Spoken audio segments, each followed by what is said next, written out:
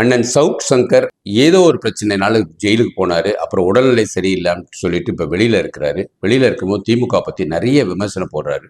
எனக்கு தெரிஞ்சு மீண்டும் அவருக்கு ஜெயிலுக்கு போனாலும் அவருக்கு முழு சுதந்திரம் கொடுத்து அவர் ஜெயிலையும் வீடியோ போடுறதுக்கு ஒரு வாய்ப்பு கொடுக்கணும். ஏன்னா அவர் மக்களாட்சியில ஒரு கடமையை சொல்றாரு. அவருக்கு பேசக்கூடாதுங்கிற தடை வைக்கிறது தவறு. ஏன்னா அவர் ஏதோ கொலையோ எதையும் செய்யல.